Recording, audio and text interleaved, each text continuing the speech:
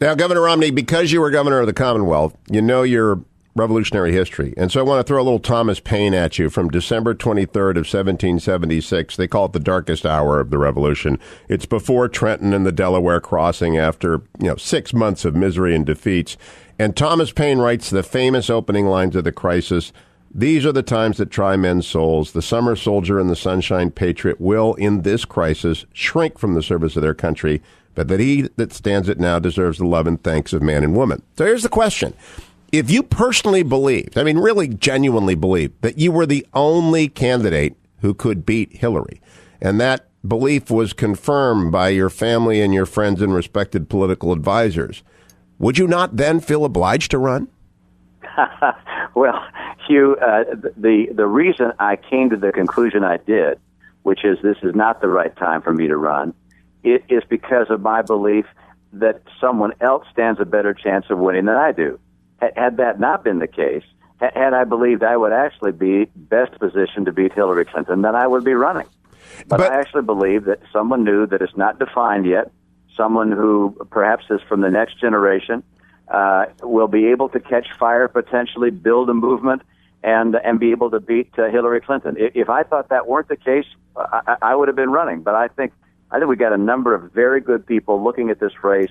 I'm expecting someone to be able to catch fire and get the job done. Now, I'm pressing, and I'm pressing an advantage of long acquaintance, and so forgive me for this, but that's subject to change, right? People's candidacies implode, circumstances change, people who organize campaigns approach you, and so I'm not asking you, I wouldn't presume to ask you to say, yeah, I'm in the race, but circumstances change, and if you thought that in fact it were not that way, that you thought you were the only one who could do this, you'd change your mind, wouldn't you?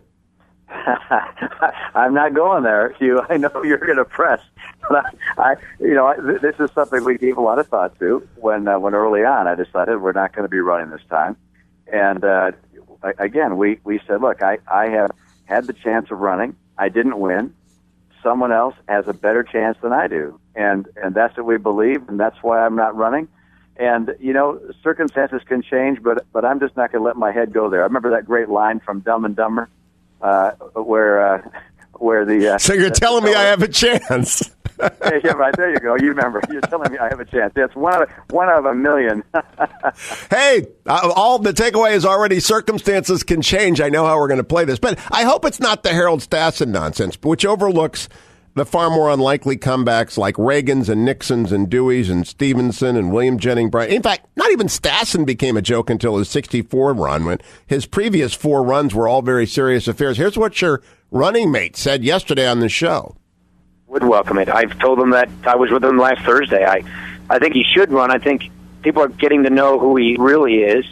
I think there's buyer's remorse, and I think he'd make an outstanding president. He says emphatically, though, that he won't do it. I wish he would. I think he'd be a unifier. But I'll take him at his word, and he's pretty clear he's not going to do it. He's not as abrasive as I am. And so I know you have been very clear you're not doing it now. I just keep looking for that. I get asked everywhere I go because I wrote the book about you. Have you heard if there's any door open? I said, no, I haven't. He always says, no, no, no. But I've always also said that I thought if you thought you were the only guy who could win, you'd do it. Well, let's say all the guys that were running all came together and said, hey, we've decided we can't do it. You must do it. That's the one out of a million we're thinking about.